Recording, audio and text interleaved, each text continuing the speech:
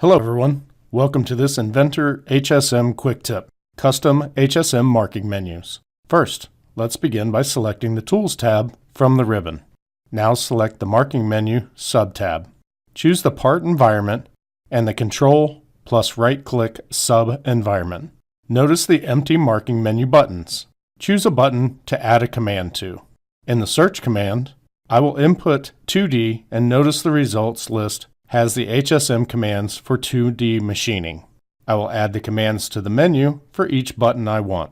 Now I can search for other commands by name or partial name and add them as well.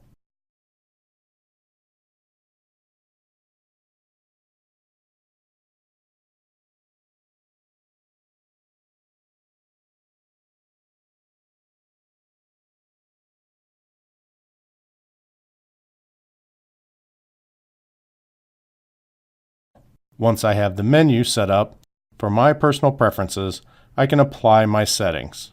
Now let's see how it looks in the model window. Hold down the Control key plus a right mouse button click. Our new menu is ready to use.